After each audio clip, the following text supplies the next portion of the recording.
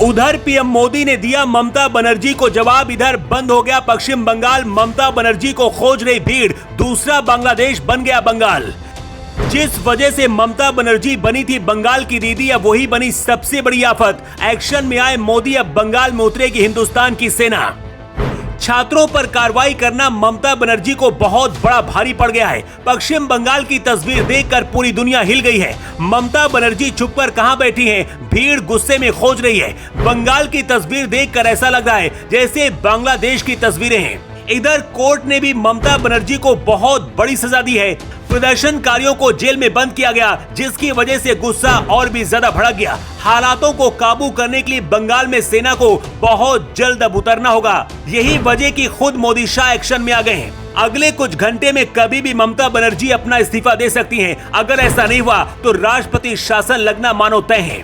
ममता बनर्जी ने कुछ दिन पहले पीएम मोदी को एक पत्र लिखा था। उस पत्र में बलात्कारियों को सजा देने के लिए एक कड़े कानून की मांग की थी। मोदी की केंद्रीय महिला मंत्री अन्नपूर्णा देवी ने ममता बनर्जी को उस पत्र का जवाब दिया है। केंद्रीय मंत्री अन्नपूर्णा देवी ने ममता बनर्जी को जवाब देते हुए कहा है कि पश्चिम बंगाल को बलात्कार और बाल यौन अपराध के मामलों की सुनवाई के लिए 123 फास्ट ट्रैक अदालतें आवंटित की गई हैं, लेकिन उनमें से ज्यादातर अभी भी काम नहीं कर रही। महिलाओं या फिर बच्चों से परेशानी की कॉल का जवाब लेने के लिए राष्ट्रीय हेल्पलाइन को भी ममता सरकार ने बंगाल में लागू नहीं किया। केंद्रीय मंत्री अन्नपूर्णा देवी ने आगे बताया है कि केंद्र सरकार के कहने के बाद भी बंगाल में नियमों का पालन नहीं किया गया। देश में कानून पर्याप्त है, लेकिन उसे राज्य सरकारों को जिम्मेदारी से पालन करना होगा। मोदी शाह बंगाल में क्या करने वाले हैं, उससे पहले आपको बताते हैं कि आखिर जिस वजह से ममता बनर्जी बंगाल की दीदी बनी, क्या वही अब ममता बनर्जी के पतन की वजह बनेगा।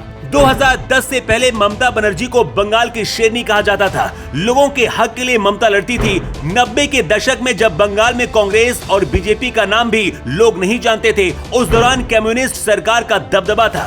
बंगाल में कांग्रेस को संजीवनी देने वाली ममता बनर्जी ही थी। ममता बनर्जी ने इतने आंदोलन किए कि बंगाल की जनता ममता बनर्जी को दीदी कहने लगी। ममता बनर्जी 1998 में कांग्रेस से अलग हो गई। ये वो दौर था जब बंगाल दशकों से वाम मोर्चे का गढ़ था। कांग्रेस पार्टी बंगाल की राइटर्स बिल्डिंग, जिसे अब नबन्ना कहा जाता है, यहाँ पर सीएम का ऑफिस था। डॉक्टर बिटिया को इंसाफ दिलाने के लिए जो आंदोलन अब हो रहा है, ऐसा ही आंदोलन कभी ममता बनर्जी ने किया था। उस दौरान बंगाल के मुख्यमंत्री ज्योति बसु थे। रेप के आरोपी को न्याय दिलाने के लिए ममता बनर्जी ने आंदोलन शुरू किया और बहुत ही व्यापक तरीके से ये आंदोलन बढ़ता गया, जिसके बाद ममता बनर्जी सीएम आवास यानी कि मुख्यमंत्री ज्योति बसु के पास पहुंची और आंदोलन करने लगी, जिसके बाद ममता बनर्जी पर भी लाठियां चली थी। जिस तरह से अब खुद ममता बनर्जी की पुलिस नबन्ना आंदोलन के छात्रों पर और प्रदर्शनकारियों पर कार्रवाई कर रही है, उसी तरह से कभी उनके ऊपर भी कार्रवाई हुई थी। लेकिन इसके बाद भी ममता बनर्जी सरकार में आने के बाद उन्हीं आंदोलनकारियों पर इस तरह का बर्ताव कर रही हैं। उस दौरान ममता बनर्जी बंगाल की बेटी को इंसाफ दिलाने के लिए खुद जेल तक गई थी, लेकिन वही वक्त फिर से लौट कर आया है। इस बार खुद ममता बनर्जी मुख्यमंत्री हैं, लेकिन डॉक्टर बिटिया को इंसाफ नहीं दिला पाई।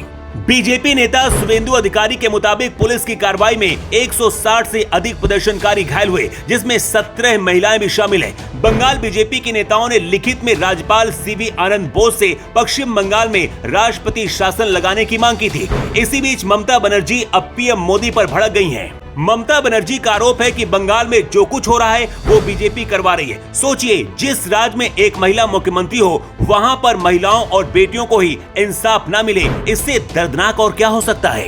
बंगाल की घटना के बाद पीएम मोदी ने पूरे देश के सभी मुख्यमंत्रियों को संदेश दिया है कि बेटियों पर अत्याचार करने वाले किसी भी अपराधी को छोड़ा नहीं जाएगा और जो बचाएगा उसे भी नहीं छोड़ा जाएगा। ममता बनर्जी के नेता और बंगाल पुलिस डॉक्टर बिटिया के आरोपियों को बचाने का काम करते रहे। आरजीकर हॉस्पिटल के सारे राज छुपाने की कोशिश की गई। अगर बंगाल की जनता खुद सड़कों पर नहीं उतरती तो शायद इंसाफ मिलता ही नहीं।